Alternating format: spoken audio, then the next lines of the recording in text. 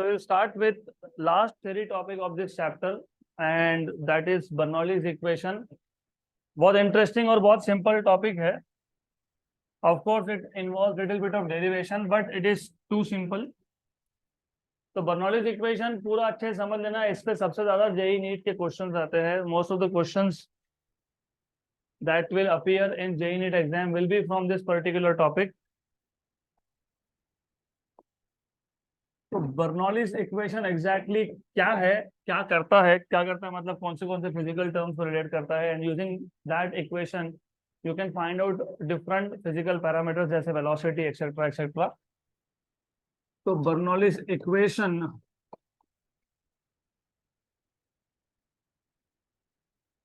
तो first of all Bernoulli's equation relates three important things. Number one, velocity. क्योंकि of course मैंने आपको बताया था कि we are in the regime of fluid dynamics, जिसमें fluid is moving. अगर fluid move होगा तो उसका velocity होगा. And definitely अगर आपको याद होगा, I hope you remember. Do you remember मैंने बताया था कि जहाँ पे क्रॉस सेक्शनल एरिया ज्यादा हो वहां पे स्पीड कम होता है. तो हम एक ट्यूब लेंगे and that tube has basically varying cross section. Varying cross sectional area मतलब यूनिफॉर्म नहीं है, कहीं पे क्रॉस सेक्शनल एरिया ज्यादा है, कहीं पे कम है. Additionally, in addition to this, इसका height with respect to ground. अब ग्राउंड लेवल को बहुत जगह पे रेफरेंस लेवल बोलते हैं, तो with respect to reference level, imagine this is reference level, जिसको आप ग्राउंड लेवल भी बोल सकते हो. This also called as reference level. तो ये हमारा रेफरेंस लेवल है.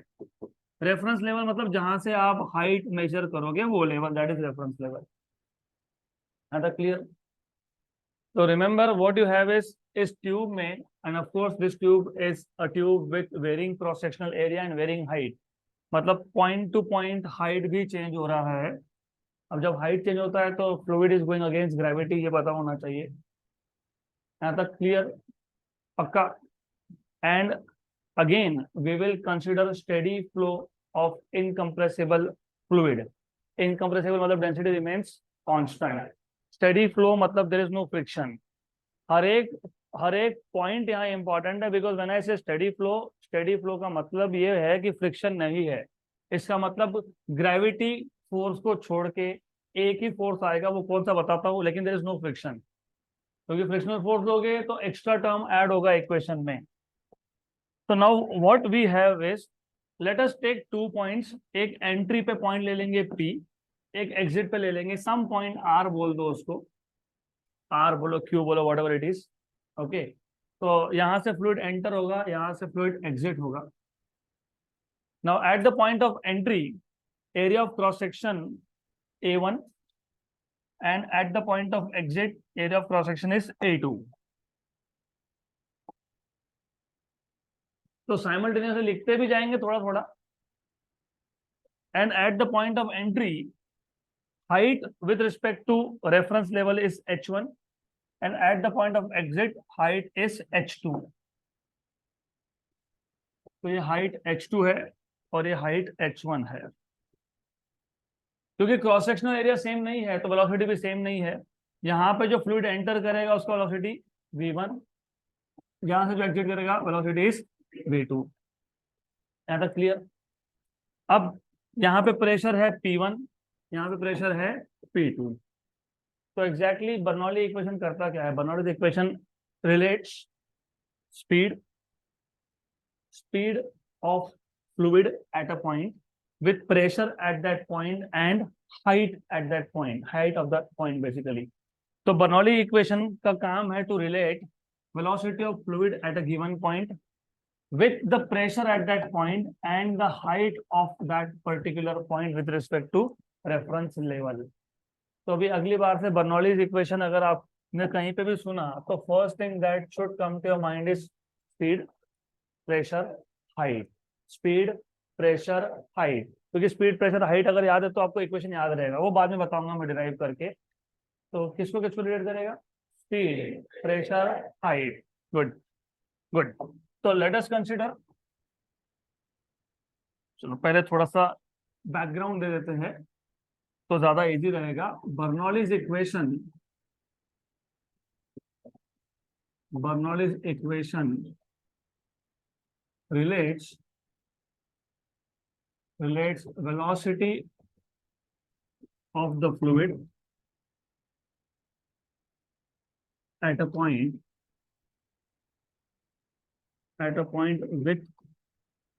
with pressure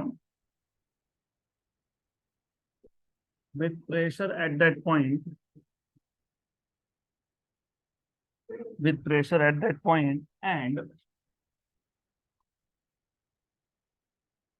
and height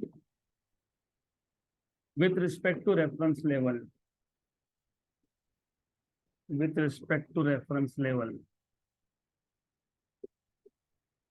good.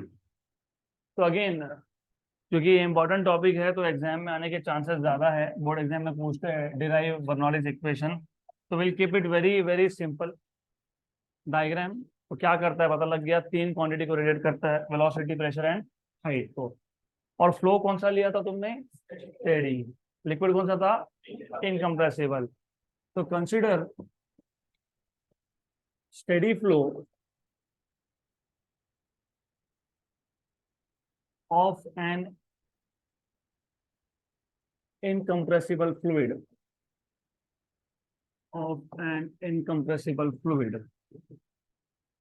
let P and R be the 2 points as shown in figure. हमने एक P पॉइंट लिया एंट्री पे और जहां से लिक्विड एंटर करेगा, और एक पॉइंट लिया R जहां से लिक्विड एग्जिट करेगा, और यह direction of flow. This is how the liquid will flow basically. अब एक चीज याद रखो, ज्यादा अपने कोर मेमोरी पे जोर मत डालना याद रखने में. तुमको मैंने बोला कि 3 पैरामीटर तो लगने ही वाले हैं, वेलोसिटी, उसके अलावा क्या, एरिया ऑफ क्रॉस सेक्शन आएगा, right.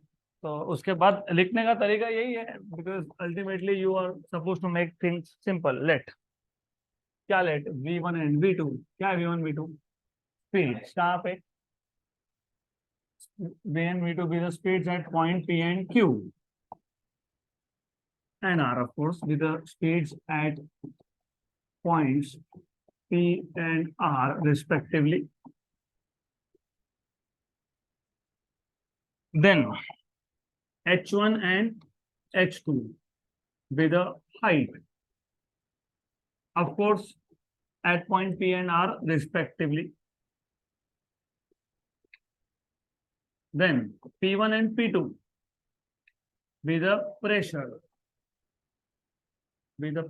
at point P and R respectively. Then A1 and A2 cross-sectional area, A1 and A2 be the cross-sectional area या फिर be the area of cross-section respectively. Cross sections respectively. अभी pressure आगे काम में आएगा इसलिए पहले मेंशन कर दिया.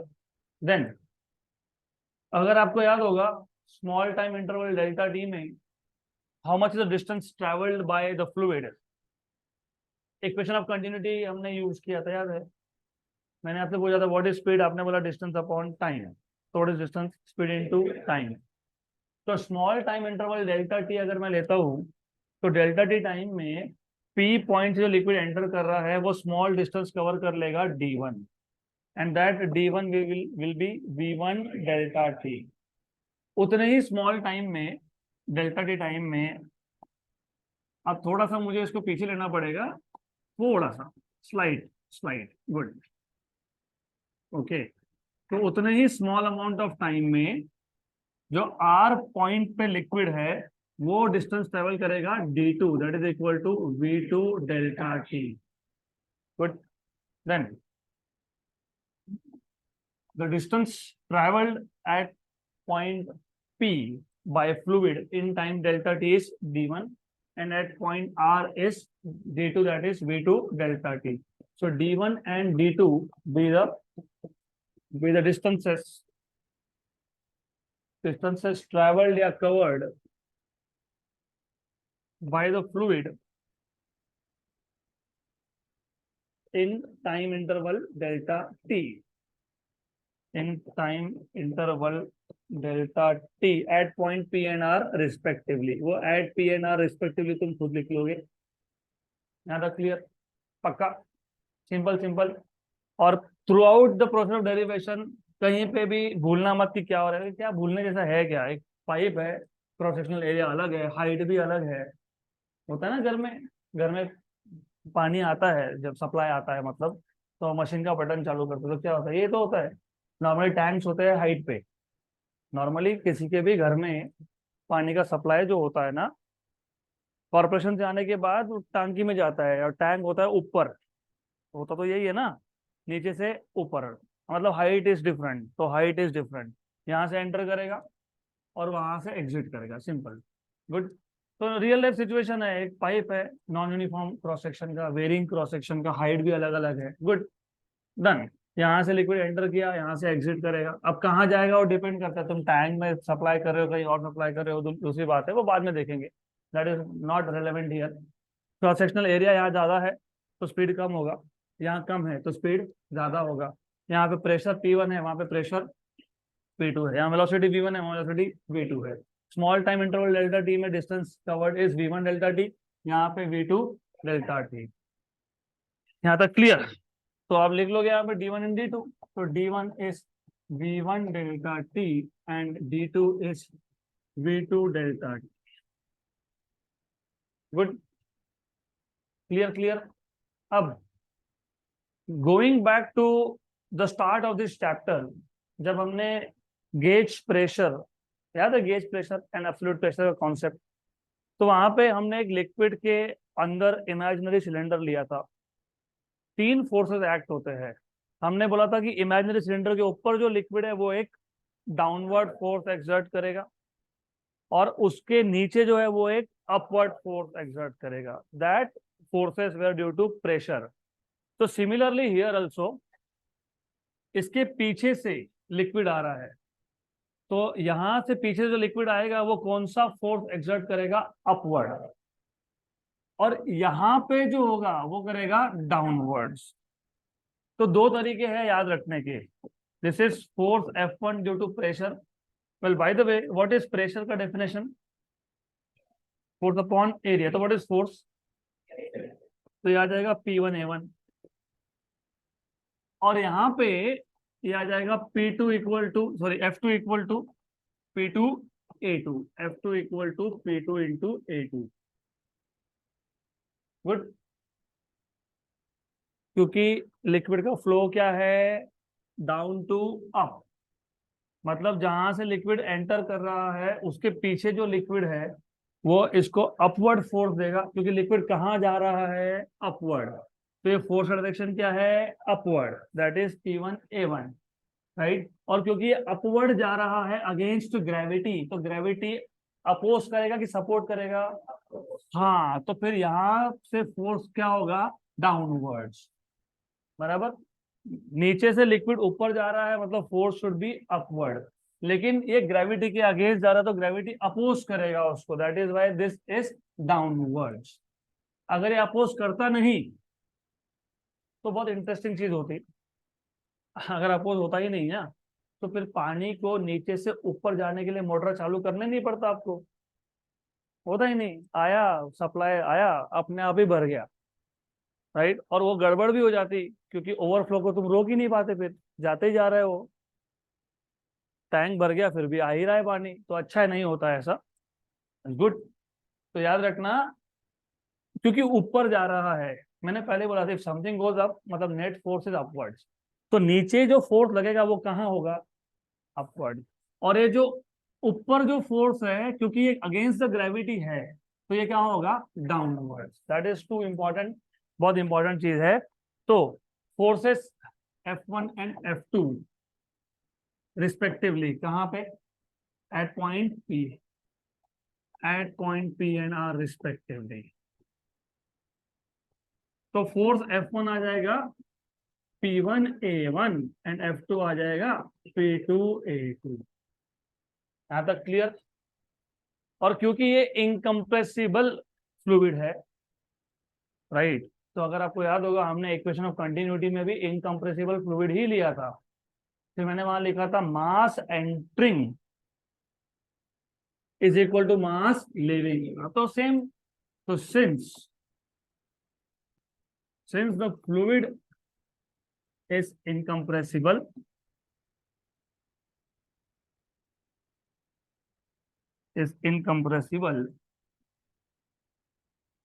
mass entering from point P is equal to mass leaving, of course, mass of fluid leaving from which point? R. Therefore m1 equal to m2। अब इसको मैं साथ में इक्वल टू स्मॉल m लिख के रखता हूं, बाद में काम में आएगा ये। अगर 1 किलोग्राम पानी एंटर किया तो 1 किलोग्राम एग्जिट कर दिया, तो m1 equal to m2 equal to m। लेकिन इन गिवन टाइम इंटरवल ना, कौन सा टाइम इंटरवल? Delta T. मैं तो बोला कि जब इनकमिंग हुआ मैंने 10 मिनट मेजर किया, जब आउट गोइंग था तो मैंने 1 घंटे तक मेजर किया। ऐसा नहीं, mass entering in time interval delta t is equal to mass leaving in time interval delta t. Time interval should be same. इसको फिलहाल इक्वल टू m लिख के रखो, काम में आएगा। But mass is volume into density, और क्योंकि लिक्विड इनकम्प्रेसिबल है, डेंसिटी इज सेम, तो आ जाएगा v1 equal to v2। But volume is, देखो मैंने पहले बताया था ये सिलेंड्रिकल शेप बनता है, ये भी क्या बनता है? Cylindrical shape. What is volume of cylinder? Area into length. तो a1 d1 equal to a2 d2। लगेगा तो यूज करेंगे, नहीं तो उसको रख देंगे, फिलहाल इसको ऐसे रख देंगे। तो सो फार अब तक हमने सिर्फ इतना ही किया। हमने एक ट्यूब लिया वेरिंग क्रॉस सेक्शन का। इक्वेशन ऑफ कंटिन्यूटी में भी तुमने यही किया था। इक्वेशन ऑफ कंटिन्यूटी में भी तुमने इनकम्प्रेसिबल फ्लूइड ही लिया था, आइडियल फ्लूइड था, उसमें भी फ्लो स्टेडी ही लिया था, यहाँ पे भी फ्लो स्टेडी है। वहां पे भी तुमने यही किया था, 2 पॉइंट इमेजिन किए थे, एक से एंटर होगा, एक से एग्जिट होगा। वहां पे भी तुमने एक क्रॉस सेक्शन एरिया बड़ा लिया था a1 और एक छोटा लिया था a2, स्पीड v1 v2, ये सब कुछ सेम है। सिर्फ वहां पे कुछ कंसिडर नहीं किया था तब हाइट। यहाँ पे एक्स्ट्रा तुमने पैरामीटर डाल दिया हाइट का, height h1 and height h2, ये डिफरेंस है। नंबर 2, वहां पे हमने फोर्सेस की बात ही नहीं की थी, क्योंकि हमको जरूरत नहीं था। हमको सिर्फ mass entering equal to mass leaving यहीं से, वो तो अभी मिल गया, अभी मिल गया वो। इसको अगर मैं लिखता हूँ ना v1 डेल्टा टी, और d2 को लिखता हूँ v2 डेल्टा टी, तो a1 v1 delta T equal to a2 v2 delta T cancel, तो a1 v1 equal to a2 v2। तो इक्वेशन ऑफ कंटिन्यूटी में क्योंकि हमको हाइट की जरूरत पड़ती ही नहीं है, तो हम लोग वहां पे रेफरेंस लेवल से हाइट कभी लिखते नहीं। तो your level of understanding of this topic should be such that कि आपको एग्जैक्टली पता होना चाहिए कि इक्वेशन ऑफ कंटिन्यूटी में हम हाइट मेंशन ही नहीं करते, क्योंकि जरूरत नहीं है, क्योंकि बर्नौलीज इक्वेशन में ही हाइट लगने वाला है। तो अपने आप चीजें कनेक्ट होगी, फिर याद नहीं रखना पड़ेगा, क्या डायग्राम वायग्राम सब आ जाएगा आपको अपने आप। यहाँ तक क्लियर? मतलब यहाँ तक तो बेसिकली वही है जो आपने पहले सीखा, सिर्फ 2-3 एक्स्ट्रा टर्म्स मैंने इंट्रोड्यूस कर दिए, F1 F2 फोर्सेज आ गए, उसके बाद हाइट आ गया, so on so fourth. Clear? Flow कौन सा है? स्टेडी। तो since the flow is steady, since the flow is steady, there is no friction, there is no friction, and the only force, the only force apart from gravity, क्योंकि gravity तो act होगा ही, हम लोग अर्थ पे रहते हैं, हमारे घर में पाइपलाइन भी अर्थ पे रहते हैं, तो वहां तो तुम ग्रेविटेशनल फोर्स को नेग्लेक्ट कर नहीं सकते। And the only force apart from gravity is force due to pressure difference. और लॉजिकली स्पीकिंग, अगर 2 पॉइंट में प्रेशर डिफरेंस नहीं होगा तो लिक्विड कभी फ्लो नहीं होगा। और आप बोल रहे हो कि लिक्विड यहाँ पे नीचे से ऊपर जा रहा है, मतलब definitely P1 and P2 are not same, नहीं तो लिक्विड फ्लो होता ही नहीं। इसका मतलब वहां पे प्रेशर डिफरेंस है, और प्रेशर डिफरेंस की वजह से फोर्स है। यहाँ तक क्लियर? अब लुक, जब anything B it liquid B it an object, कभी भी वो अगर एक पर्टिकुलर हाइट से दूसरे हाइट पे जा रहा है, it is going against gravity. When anything goes against gravity work has to be done. तो यहाँ पे भी बिना वर्क डन के लिक्विड जाएगा नहीं। ऐसा कभी नहीं होगा कि यहाँ पे कुछ हमारे पास क्वांटिटी ऑफ फ्लूइड था, वो अपने आप ऊपर गया। मैंने अभी आपको एग्जांपल दिया। अगर ऐसा होता तो तुम मोटर चलाते ही नहीं कभी, राइट। तो लिक्विड को नीचे से ऊपर जाने के लिए क्या करना पड़ेगा? Work done. कौन करता है? वो मोटर करता है। हम जो मोटर चालू करते हैं वही करता है ना। इसलिए तो इसलिए तो इलेक्ट्रिसिटी का बिल आता है, because electric power is consumed, होता है ना। मैंने बताया भी था what is 1 unit of electricity, 11 में बताया था मैंने, भूल गए? Kilowatt hour. How much, how watt is power, तो how much power you are consuming per hour is 1 unit of electricity. तो एनीवेज नहीं याद है तो कोई दिक्कत नहीं, डजंट मैटर, सिर्फ इतना याद होना चाहिए, यहां से यहां तक जाने के लिए, नीचे से ऊपर जाने के लिए work has to be done. और वर्क डन कौन करता है? फोर्स। और तो फोर्स तो है ना यहाँ पे, यहाँ पे कौन सा फोर्स है? F1। ये फोर्स उसको पुश कर रहा है ऊपर, और ये फोर्स उसको अपोज कर रहा है। तो net work done will be equal to, तो net work done is W equal to W1 minus W2।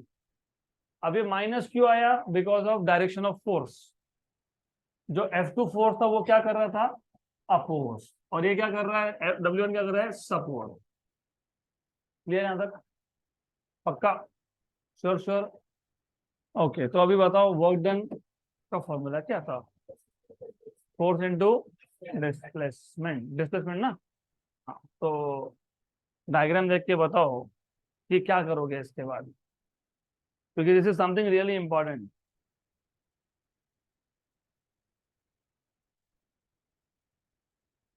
चलो ठीक है, आई होप थोड़ा सा बेसिक्स और भी साथ में रखोगे। नॉर्मली तुम वर्क डन हमेशा ऐसा बोलते हो, force into displacement, FDX। Normally what is pressure? Force upon, very good. तो what is force? You know, area is area and dx is distance. What is area into length? Volume. So what is work done? PdV, pressure into volume. What is work done? Pressure into volume. पहली बार में नहीं समझेगा ये topic, I am telling you very very clearly. If you are expecting कि पहली बार में सब समझ में आ जाए, तो नहीं आएगा, नहीं जाएगा। थोड़ा थोड़ा एक दो बार रिपीट करना पड़ेगा इसको।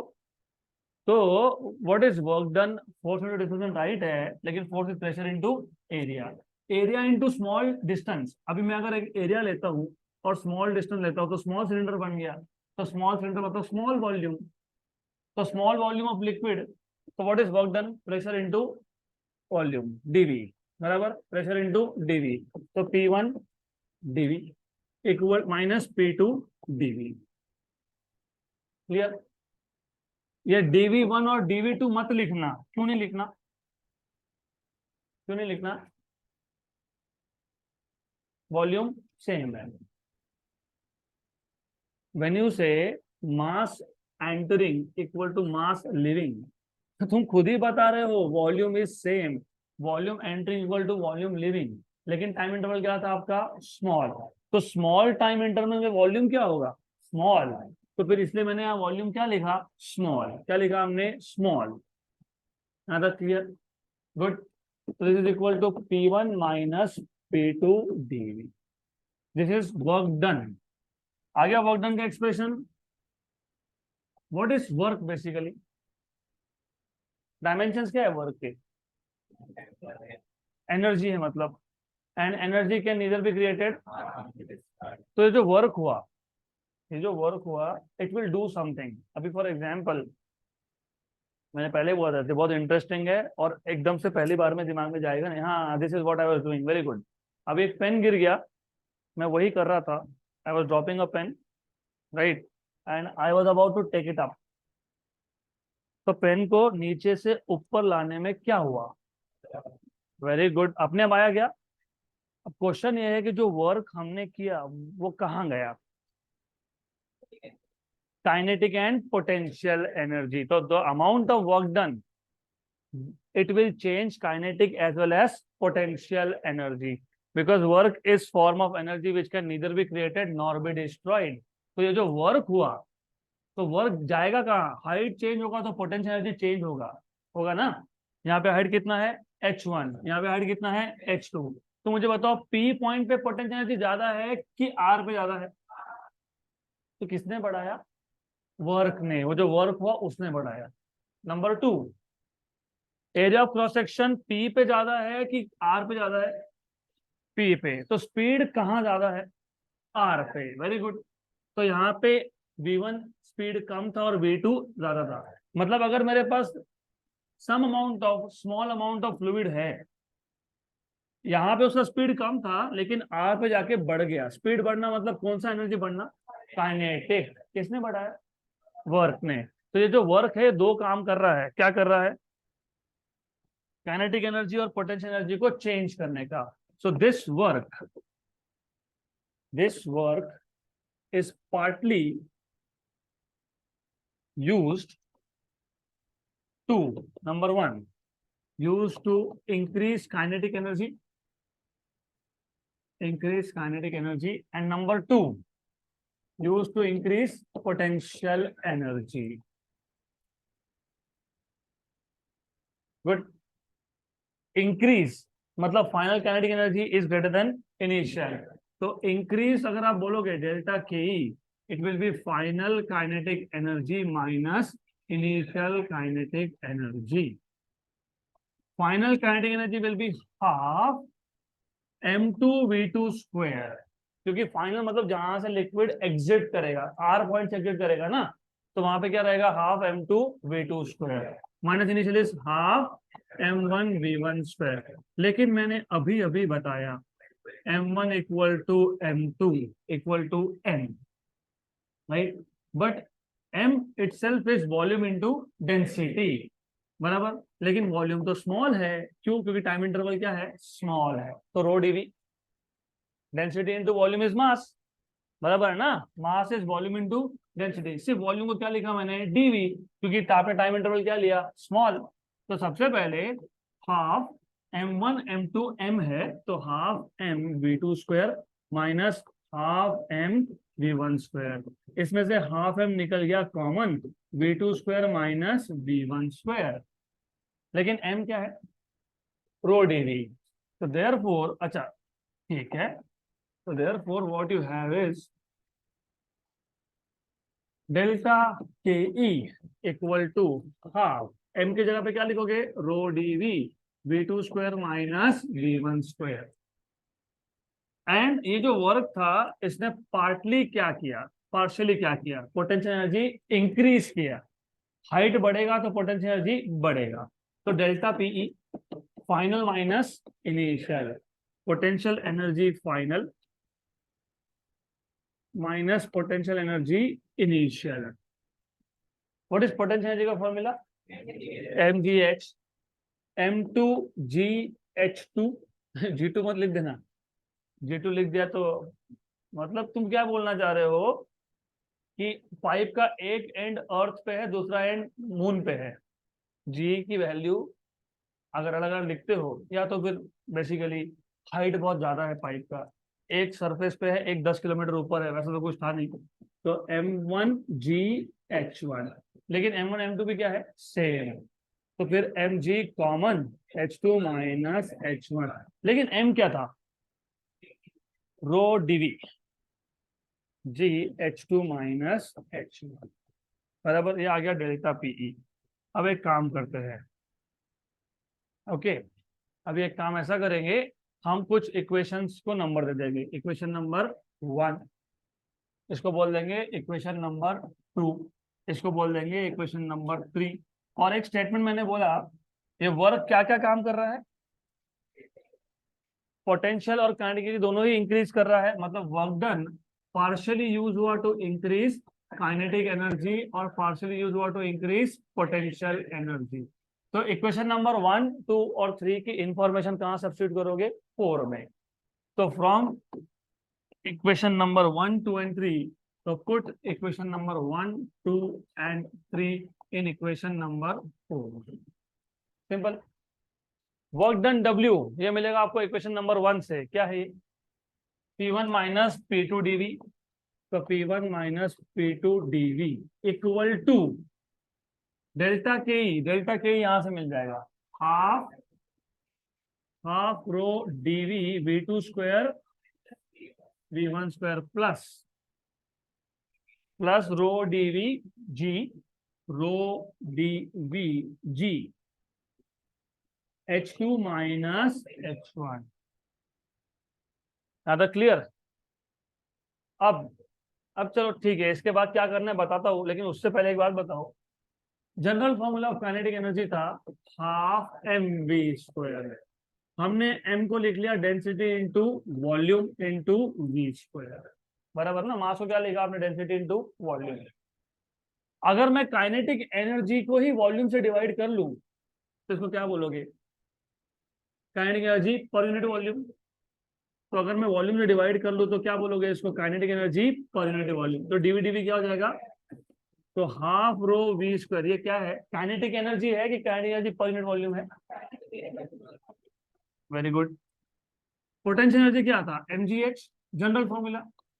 What is m? Rho dv gh। और अगर मैं इसको dv से डिवाइड कर लूं तो ये क्या आ जाएगा? Potential energy per unit volume. Very good. तो जो पिछला इक्वेशन हमने डिराइव किया ना, उसको डिवाइड कर लो with volume on both sides. तो dividing by dv on both sides, dividing by dv on both sides. तो जो लेफ्ट हैंड साइड था वहां पे तो डीवी डीवी कैंसिल होकर सिर्फ बचा प्रेशर डिफरेंस। तो P1 माइनस P2। ये जो टर्म थी ये थी काइनेटिक एनर्जी। इसको किससे डिवाइड कर रहे हो? वॉल्यूम से। तो टर्म क्या बन जाएगा? Kinetic energy per unit volume. और डीवी डीवी क्या हो जाएगा? कैंसल। तो half rho V2 square minus V1 square plus, ये था पोटेंशियल एनर्जी। इसको डिवाइड किससे करोगे? किससे? डीवी से। तो क्या बन जाएगा वो? Potential energy per unit volume. और क्या बचेगा? Rho g H2 minus H1। Very good. Then अब देखो राइट हैंड साइड और लेफ्ट हैंड साइड में ना 1 और 2 दोनों सफिक्स है। तो जो जो 1 सफिक्स है एक साइड में लाओ, जो जो 2 है उसको दूसरी साइड में लेके जाओ। तो you will have P1 minus P2, P1 minus P2 equal to half rho V2 square minus half rho V1 square plus rho g H2 minus rho g H1। इसको 1 1 सारे लेफ्ट साइड में, 2 2 सारे right side में। तो P1 plus half rho V1 square plus rho g H1 equal to P2 plus half rho V2 square plus rho g H2। Clear answer? अभी कल जब हमने लिखा A1V1 इक्वल टू A2V2, अगर ऐसा लिखते रहते हो A3V3 A4V4 A5V5, इसका मतलब तुम क्या बोलते हो? AV equal to constant. तो अगर मैंने ऐसा लिखा होता A1 plus V1 equal to A2 plus V2, इसको क्या लिखते? A plus V equal to constant. सही है, गुड। तो हमारे पास अब इक्वेशन है जिसमें P1 plus half rho V1 square plus rho g H1 equal to P2 plus half rho V2 square plus rho g H2 equal to P3 plus half rho V3 square plus rho g H3 equal to P4। अब बोलोगे 3 और 4 कहाँ से आ गया? भाई देखो, तुम वैसे इमेजिन ही कर रहे हो ना। तुमने क्या बोला? यहाँ पे एक पॉइंट इमेजिन कर लो, उसको पॉइंट नंबर 1 बोल दो। यहाँ पे दूसरा इमेजिन कर लो, पॉइंट नंबर 2 बोल दो। तो यहाँ तीसरा इमेजिन कर लो, पॉइंट नंबर 3 बोल दो। यहाँ चौथा ले लो, तुम्हारी मर्जी। सब इमेजिनरी है तो तुमको जितने चाहिए उतने इमेजिन कर लो पॉइंट। तो इस इक्वेशन को कैसा लिखोगे? ये P plus half rho V square plus rho g H equal to constant. अब बर्नौली इक्वेशन का स्टेटमेंट बनाएंगे। तो बर्नौलीज इक्वेशन का स्टेटमेंट है, according to Bernoulli's principle the sum of, क्योंकि एडिशन दिख रहा है, the sum of pressure kinetic energy per unit volume and per unit volume is a constant. Simple, done, बन गया. तो according to Bernoulli's equation the sum of pressure, kinetic energy per unit volume, potential energy per unit volume is a constant. ये Bernoulli's principal, done.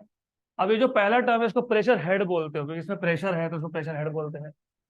ये जो दूसरा है इसको velocity head बोलते हैं क्योंकि इसमें वेलोसिटी है, या फिर काइनेटिक एनर्जी हेड. हाँ. और ये जो है इसको आप बोलते हो पोटेंशियल एनर्जी हेड या तो फिर ग्रेविटी हेड क्योंकि उसमें जी है. राइट. तो जेई नीट में जानबूझ के ऐसा वर्ड्स यूज करते हैं, प्रेशर हेड, वेलोसिटी हेड, और हम सोचते रहते हैं हेड कहाँ से आ गया. टर्म का नाम है जिसमें प्रेशर है, प्रेशर हेड है. ऐसा क्यों? क्योंकि 3 कंट्रीब्यूशन है ना. तो प्रेशर का कंट्रीब्यूशन प्रेशर हेड को बोलते हैं, उसको वेलोसिटी का कंट्रीब्यूशन को वेलोसिटी हेड बोलते हैं, इसको ग्रेविटी हेड बोलते हैं, या तो इसको बेसिकली पोटेंशियल एनर्जी हेड भी बोलते हैं. तो sum of pressure, kinetic energy per unit volume and potential energy per unit volume is a constant. That is all about Bernoulli's principle, Bernoulli's equation.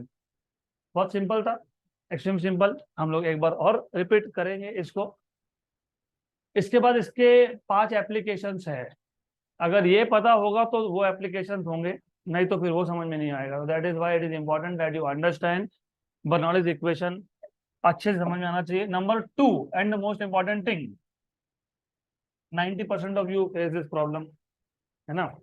होता क्या है, सब समझ में आता है लेकिन जब न्यूमेरिकल सॉल्व करने बैठते हो, गए कौन सा फॉर्मूला लगाना है पता ही नहीं. अरे फ्लूइड मैकेनिक्स में फ्लूइड मोशन में है, जहां फ्लूइड मोशन में है वहां पे बर्नौलीज इक्वेशन और इक्वेशन ऑफ कंटिन्यूटी को छोड़ के कुछ लगता ही नहीं है. तो जब आप क्वेश्चन पढ़ रहे हो, बोला है फ्लूइड इज फ्लोइंग, बात खत्म हो गई. फ्लूइड इज फ्लोइंग, या तो इक्वेशन ऑफ कंटिन्यूटी, और वैसे बर्नौलीज इक्वेशन में इक्वेशन ऑफ कंटिन्यूटी लिया ही है तुमने, मतलब एक ही फॉर्मूला रह जाता है तुम्हारे पास, that is Bernoulli's equation, Bernoulli's principal.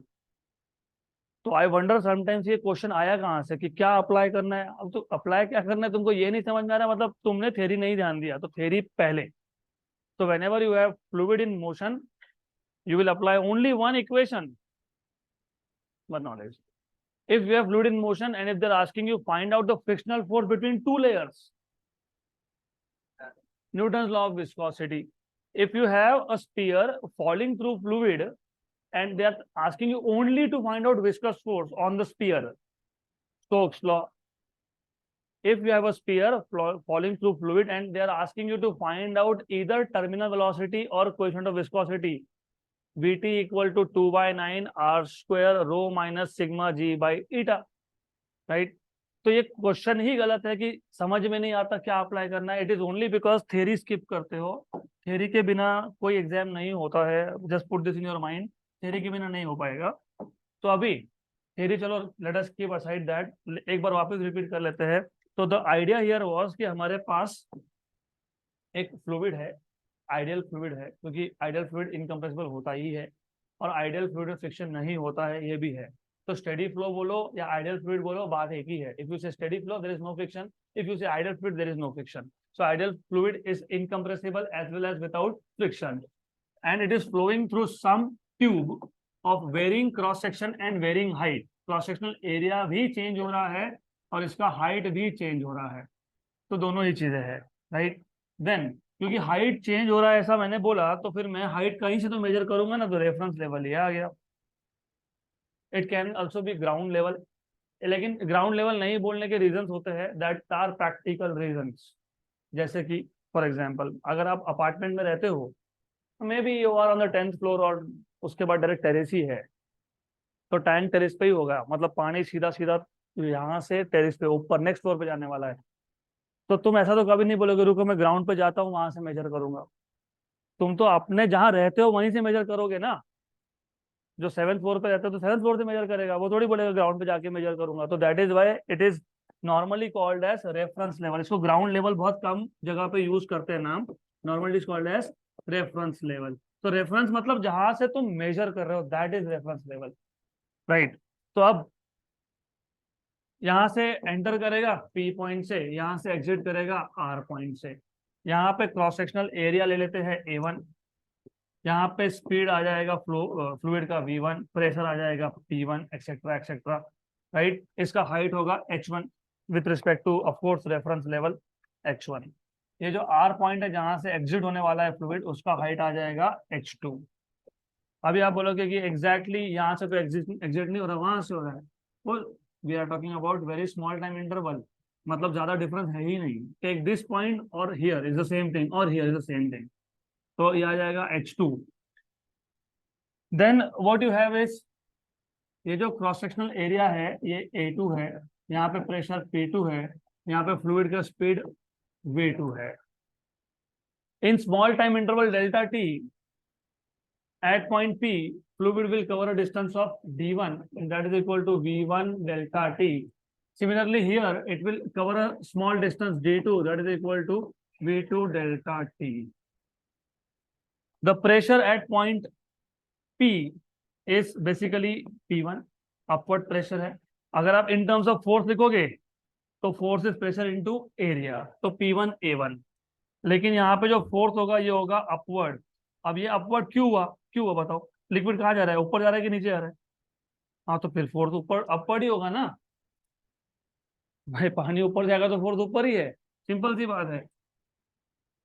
यहाँ पे प्रेशर का डायरेक्शन होगा डाउनवर्ड्स, क्योंकि fluid is going downward, it is not going downwards, it is going against gravity. तो यहाँ जो प्रेशर है वो अपोज कर रहा है इसको, it is opposing indefinitely, even though it is opposing, liquid is still going up, मतलब F1 is greater then F2, वो तो लॉजिकली है, दैट इज लॉजिकल।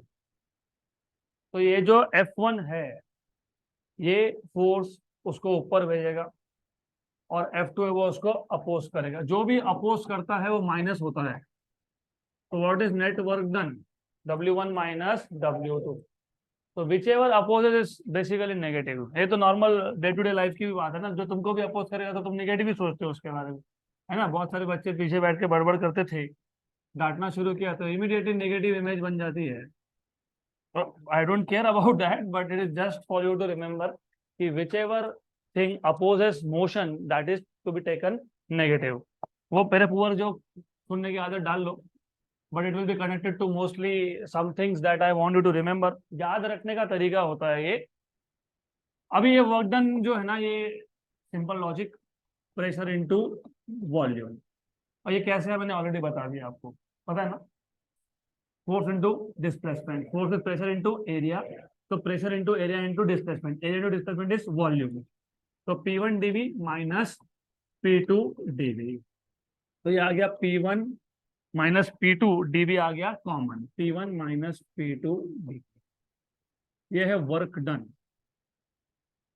जहां जहां पे वर्क हुआ वहां वहां पे कुछ तो चेंज होता ही है ऑलवेज, क्योंकि work is energy, energy can neither be created nor be destroyed. तो ये तुमने तुमने मतलब जो भी वर्क हुआ यहाँ पे तो कुछ तो करेगा वो इधर it will change potential energy और it will change kinetic energy और it will overcome friction, friction तो है नहीं, तो अभी दो चीजें बचती है, change in kinetic energy and change in potential energy.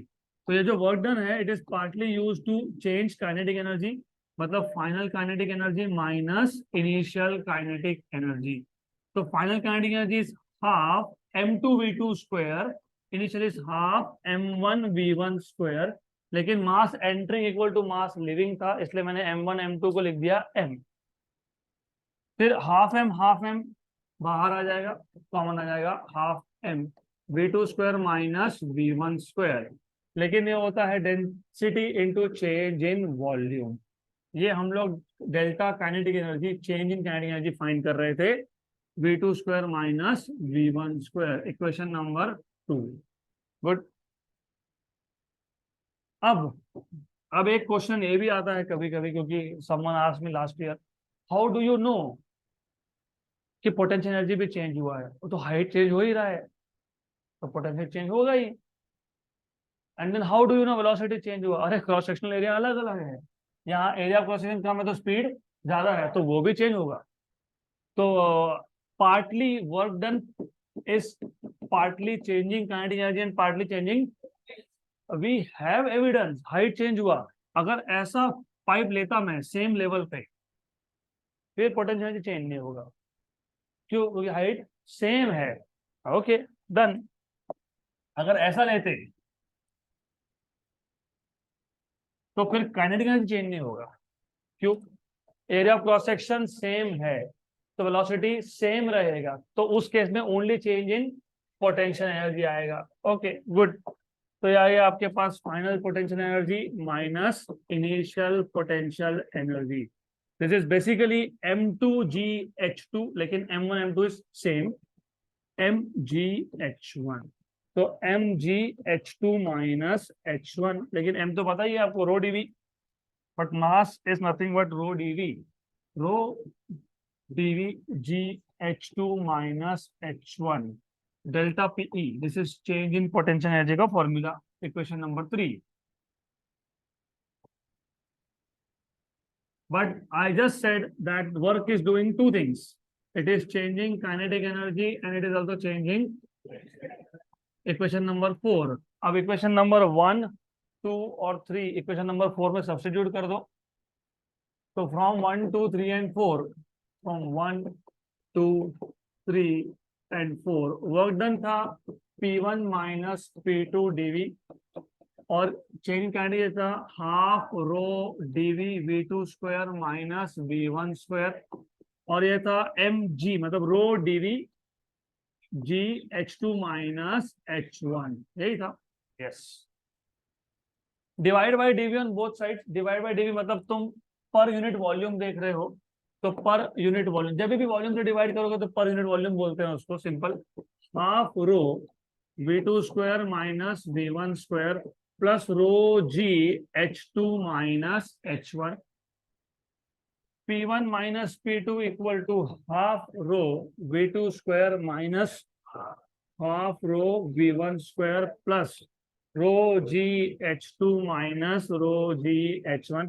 1 suffix वाले एक साइड, 2 वाले एक साइड, तो आपको मिल जाएगा यहाँ से P1 plus half rho V1 square plus rho GH1 equal to P2 plus half rho V2 square plus rho GH2। इसका मतलब होता है P plus half rho V square plus rho GH equal to a constant.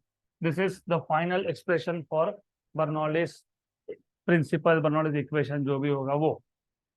Clear? अब in total 5 application हमको देखने हैं। हमको देखने 2 ही है, 3 आपको देखने हैं, क्योंकि the last 3 will be send given to you as a reading assignment, क्योंकि वो है इसी रीडिंग असाइनमेंट। तो टोटल 5 एप्लीकेशंस है। एप्लीकेशन नंबर 1 जिसको आप बोलते हो velocity of efflux, applications of Bernoulli's equation. Actually 6 applications है। एक एप्लीकेशन आपको न्यूमेरिकल के फॉर्म में आएगा, जागो जागो, it is 4:33 afternoon, not 4:33 AM। तो 6 एप्लीकेशंस है, 6 में से 5 नोट्स में लिस्टेड है। उसमें से पहला है वेलोसिटी ऑफ इफ्लक्स, जिसका दूसरा नाम है टोरिथलीज लॉ, बताऊंगा मैं। उसके बाद आएगा वेंचुरी मीटर, उसके बाद lifting up of an aeroplane, उसके बाद एटमाइजर करके आएगा कुछ, और लास्ट होगा blowing of roof of a house, ऐसा कुछ एक आएगा। और एक 6th है जो नॉर्मली एज ए एप्लीकेशन नहीं डिस्कस करते, हम लोग डायरेक्टली अप्लाई करते हैं, flow of blood through arteries. तो आपको उस पर क्वेश्चन आएगा, खासकर तो नीट के लिए एक्सपेक्टेड होता है। You know, heart of every living thing on this planet, it basically works as a pump, mechanical pump. जैसे घर में जो पानी का मोटर होता है जिसको पंप बोलते हो, वो क्या करता है, वाटर को पंप करता है ना, वो वाटर को एक जगह से दूसरी जगह पे भेजता है। वैसे heart of any living thing, humans और एनी अदर एनिमल्स, तो वो भी वही काम करता है, पंपिंग ऑफ ब्लड, राइट। तो जब ब्लड का पंपिंग होगा तो you know there are arteries as well as veins. I don't know because I never had biology by the way. सिर्फ वो पढ़ाते पढ़ाते फिजिक्स के साथ थोड़ा सा समझ में आ गया, ऐसा कुछ होता है सिस्टम। तो आपका तो बायो होगा। तो arteries and veins they are of different size, diameter is different. तो क्रॉस सेक्शन अलग हो गया ना। उसमें से ब्लड भी फ्लो हो रहा है ना, हाँ, तो कौन सा इक्वेशन लगेगा? बर्नौलीज इक्वेशन लगेगा, सिंपल सी बात है, राइट। गुड। तो we will see that as a numerical, but पहले हम लोग डिस्कस करेंगे application number 1, that is velocity of efflux,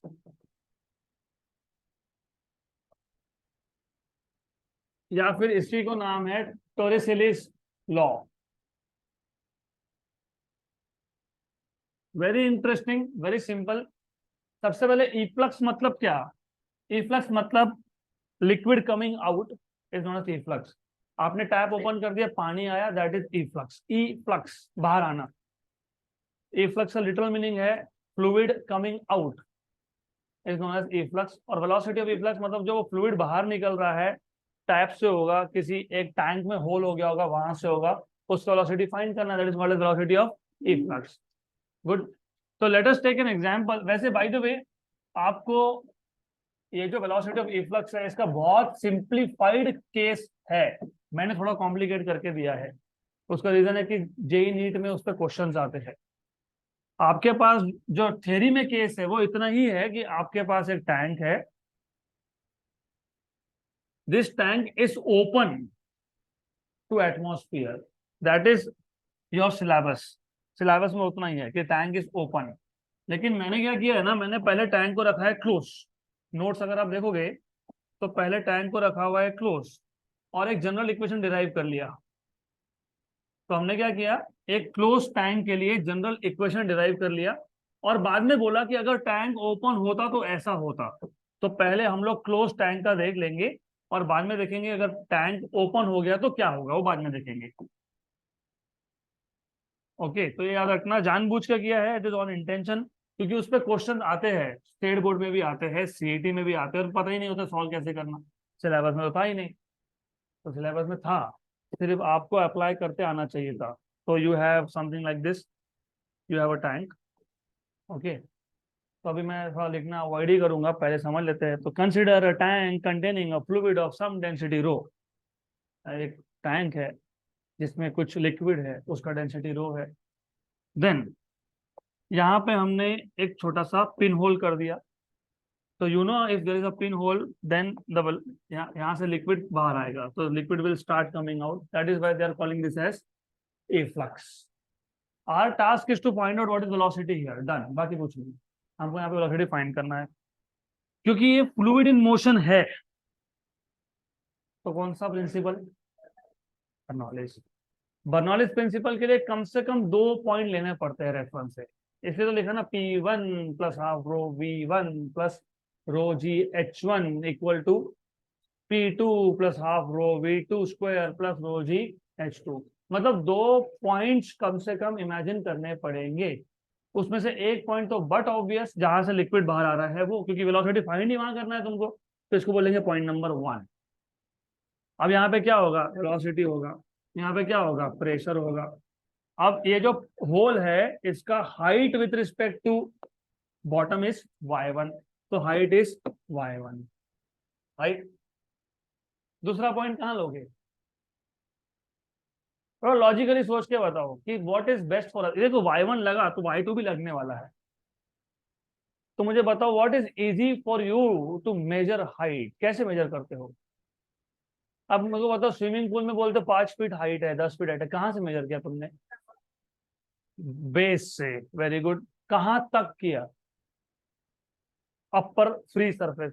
तो logically speaking that is easy to do. तो point number 2 is the free surface of liquid, तो ये आ जाएगा y2।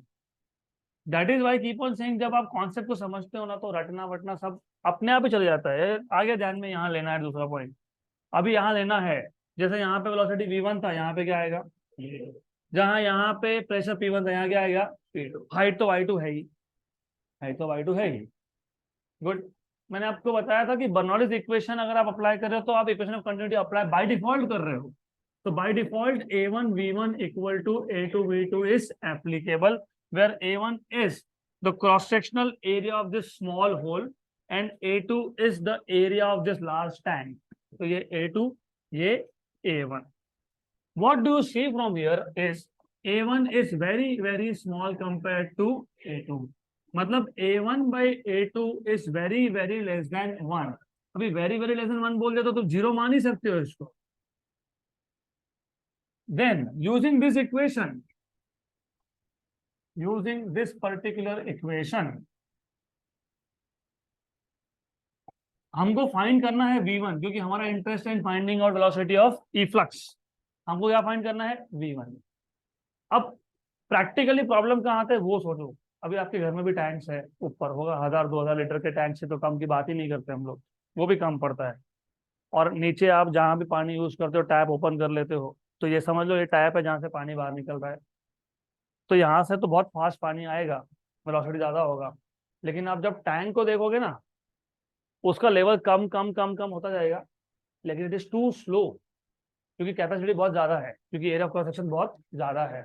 मे बी हो सकता है it may take 24 hours for water to completely come out. तो velocity is too too slow, मतलब v2 is very very small. अब देखो क्या है यहाँ से, v2 equal to a1/a2 times of v1। But a1/a2 को तो जीरो बोल चुके हो तुम, तो what is v2, literally zero, practically it is zero. Clear यहाँ तक, पक्का, राइट। तो अभी लगाओ bernoulli's equation, apply bernoulli's equation here. तो हमको बर्नौलीज इक्वेशन यूज करना पड़ेगा, तो लेट अस यूज।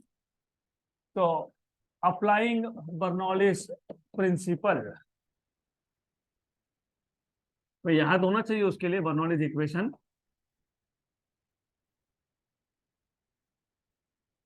तो I hope you remember P1 minus P2 half rho V2 square minus V1 square plus rho g H2। यहाँ पे H2 को Y2 बोला है और H1 को Y1 बोला है। क्लियर है यहाँ तक, पक्का पक्का, श्योर श्योर। हमारा टास्क था to find out V1, V2 तो जीरो है। ओके, तो P1 minus P2 half rho 0 - V1 square plus rho g Y2 minus Y1। ये Y2 माइनस Y1 को मैं H बोल देता हूँ। तो यहां से यहां तक का डिस्टेंस जो है ना, Y2 माइनस Y1 है, क्योंकि here to base is Y2 and base to this hole is Y1। तो ये जो डिस्टेंस बचा ये क्या है, H, Y2 माइनस Y1। तो H is Y2 minus Y1, वो H लिख देंगे, अगले अगले स्टेप में लिख देंगे। तो this is what you will get P1 minus P2 equal to minus half rho V1 square plus rho g Y2 minus Y1, मतलब H। चलो ठीक है, H H H H, okay H, good. Then इसको यहाँ shift करो, उसको वहां shift करो, simple. Half rho V1 square, जो नेगेटिव था पॉजिटिव हो जाएगा, जो पॉजिटिव था वो नेगेटिव हो जाएगा, प्लस रो जी एच, बराबर, गुड। तो V1 square equal to P2 minus P1 into 2, multiply होगा ना ये, और रो क्या हो जाएगा, डिवाइड। यहाँ पे भी वही होगा, rho g h by rho, 2 multiply and rho divide, ये रो और ये रो कैंसल। तो what you will get is this V1 square equal to under root of, sorry V1 equal to, क्योंकि ये V1 स्क्वायर था तो ये क्या जाएगा, V1 under root of 2 P2 minus P1 upon rho plus 2 2GH, rho rho तो cancel हो गया, 2GH। देखो ऐसा इक्वेशन है क्या, है V1 equal to under root of 2 times of P2 minus P1 upon rho plus 2GH। Clear है तक, टेक्स्ट बुक में ये नहीं होगा, क्योंकि टेक्स्ट बुक में मैंने बताया कि tank is to be open. अगर टैंक क्लोज रहा तो ये इक्वेशन, टैंक ओपन रहा तो बहुत सिंपल हो जाता है काम, बता तो क्यों। तो don't worry, I will repeat this derivation again. देखो अभी ऐसा है, टैंक ओपन हो गया, जब पानी इस होल से बाहर निकलेगा तो टैंक से बाहर निकलते से किसके कांटेक्ट में आएगा, एयर। तो एयर प्रेशर मतलब कौन सा प्रेशर, एटमॉस्फेयर, मतलब P1 इक्वल टू P0। और यहाँ पे क्या है फिर, एटमॉस्फेरिक प्रेशर, मतलब P2 is also equal to, तो for open tank, for open tank you have P1 equal to P2 equal to P0। अब अगर P1 P2 सेम है तो ये टर्म क्या है, हाँ, तो फिर V इक्वल टू सीधा सीधा क्या आ गया, अंडर रूट ऑफ 2GH। यहाँ तक क्लियर, क्लियर, पक्का। तो this is velocity of E flux. अब टोरिसेलिस लॉ हुआ ही नहीं अभी तक, ये only velocity of E flux है। मैंने क्या बोला, इसके दो नाम है, एक है टोरिसेलिस लॉ, एक क्या नाम है इसका, टोरिसेलिस लॉ, बराबर, correct. Coming to the point, situation क्या था, एक टैंक था और Torricelli's law is only applicable to open tank, ये याद रखना। कहाँ एप्लीकेबल है, ओपन टैंक। क्लोज टैंक को है क्या वो, नहीं, किसको है, ओपन टैंक। किसको है, ओपन टैंक। यहाँ पे गोल था, यहाँ से वाटर बाहर आ रहा है, whichever liquid you are talking about it is coming out from here, बराबर, पक्का। यहां से यहां तक हाइट कितना लिया, h, वेरी गुड। और वेलोसिटी ऑफ ई फ्लक्स क्या आया, अंडर रूट ऑफ 2GH, पक्का, श्योर। अब टोरिसेलिस ने क्या बोला कि इतना क्यों करना है तुमको मेहनत, ऐसा बोला नहीं से, मैं बता रहा हूँ। उसने बोला कि अरे वी ह्यूमंस आर स्मार्ट, तो हम स्मार्ट है, थोड़ा स्मार्ट काम करते हैं। उसने बोला कि आपको क्या फाइंड करना है, वेलोसिटी ऑफ ई फ्लक्स, मतलब यहाँ से जो लिक्विड बाहर आ रहा है उसका स्पीड। तो बोला कि देखो ऐसा है कि तुम सब ये करते बैठोगे, क्या कर, 10 से 15 स्टेप्स तो हो ही जाएंगे। एक काम करो, यहाँ से एक ऑब्जेक्ट को ड्रॉप करो, ऑब्जेक्ट का शेप इररिलेवेंट है, स्फीयर हो, क्यूब हो, कुछ भी हो, ड्रॉप करना मतलब इनिशियल वेलोसिटी इज 0। वो जिस लेवल पे आपके पास होल है, जहां से पानी बाहर निकल रहा है, वहां तक आते आते कुछ वेलोसिटी गेन कर लेगा। What is equation of kinematics which relates initial velocity, final velocity and distance, v square equal to u square plus 2as, बराबर। देन u तो 0 है, a तो g है और s h है, करेक्ट। तो v स्क्वायर क्या आ गया, 2GH, तो v क्या आ गया, तो ये सेम नहीं है equation. So what he said was the velocity of efflux is equal to the velocity gained by an object when it is released from the free surface of liquid, right? तो जहां से पानी निकल रहा है और फ्री सरफेस ऑफ लिक्विड है, free surface of liquid से तुमने ऑब्जेक्ट रिलीज किया, तो जो हाइट ऑफ होल है वहां तक आते आते वो ऑब्जेक्ट जितना भी वेलोसिटी गेन करेगा that will be exactly equal to velocity of efflux. ज्यादा स्मार्ट काम किया उसने, खत्म, एक ही स्टेप में आंसर खत्म। तो why to do all this, देखो वही आया आंसर, तो वही आएगा, गुड। तो मैं वापस रिपीट करता हूँ, पहला एप्लीकेशन थोड़ा अच्छे से ध्यान दो बिकॉज इट इज इंपॉर्टेंट। तो first equation, sorry, first application of bernoulli's principle is velocity of efflux. Efflux का मतलब वाटर और liquid coming out from something, that can be a tap inside your house, वहां से पानी बाहर आएगा जब आप टैप ओपन करोगे, तो वो भी ई फ्लक्स है, राइट, करेक्ट। अदरवाइज एक बहुत बड़ा टैंक है, उसके बाजू में एक होल हो गया, वहां से पानी आ रहा है, that is also E flux, good. करते हैं ना हम होली में, बड़े से टैंक्स में पाइप निकालते, पाइप में हम लोग पिन होल कर देते हैं, तो that is also E flux. Water coming out from something is E flux. हमको फाइंड करना था वेलोसिटी ऑफ ई फ्लक्स, तो सबसे पहले हमने क्या किया, हमने एक टैंक कंसिडर किया।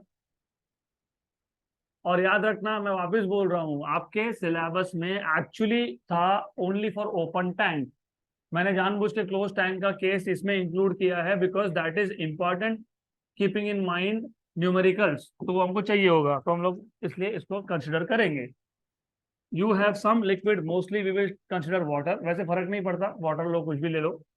Then you have a pin hole here, small hole from where water is coming out.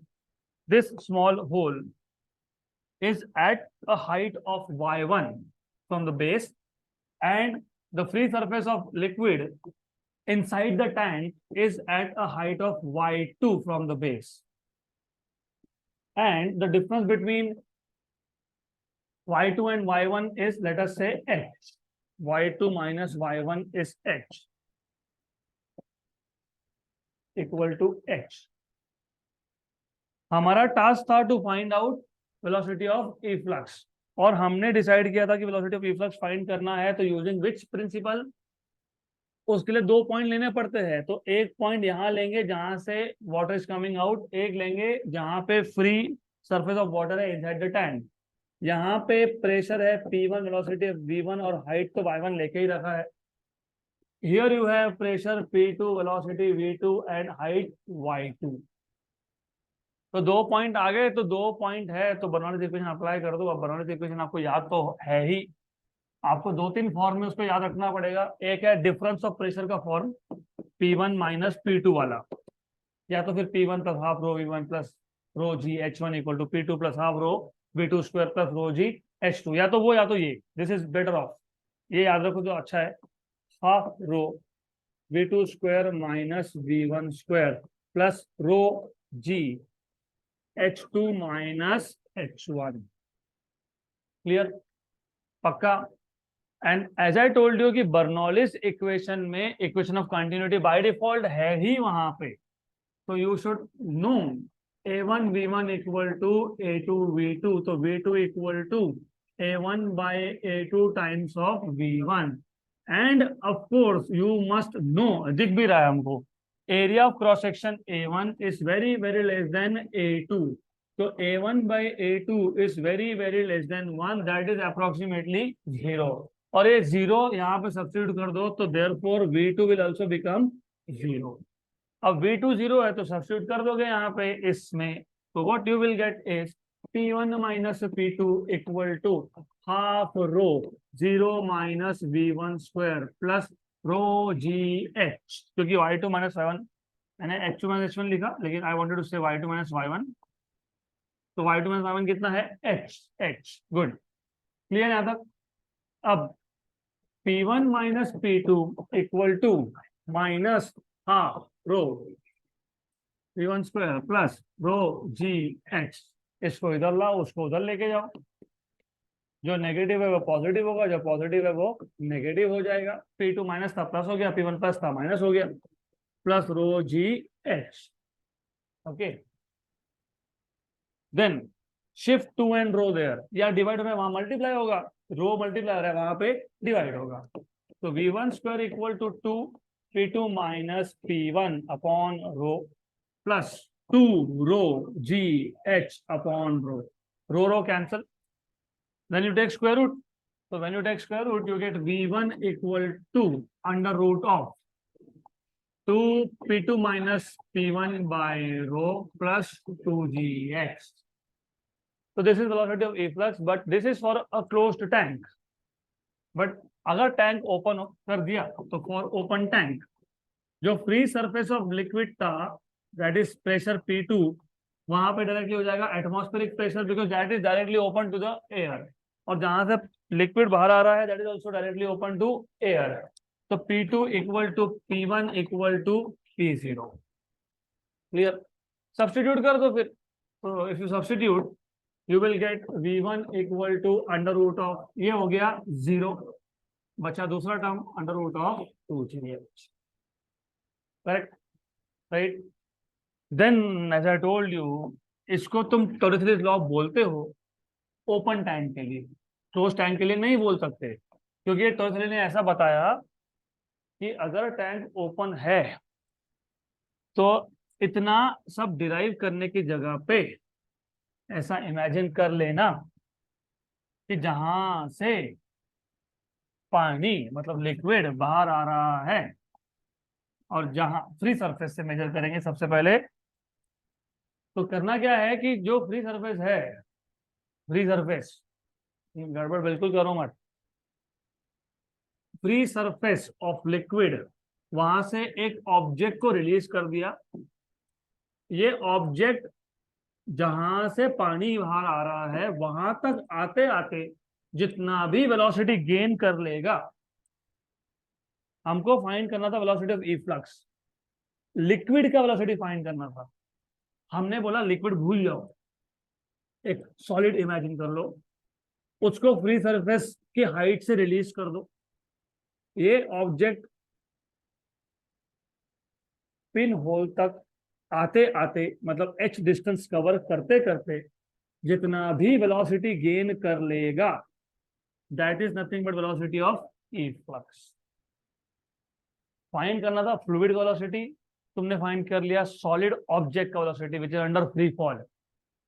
तो according to traditional law, free fall velocity and velocity of efflux, they turn out to be same, provided that object which is falling freely is to be released exactly from the same level of free surface of liquid, and that the free surface of liquid is directly exposed to atmosphere. Clear यहाँ तक? पक्का? तो ऐसा लगता है कि आज से ज्यादा हो गया, तो बाकी का हम देखते हैं कल।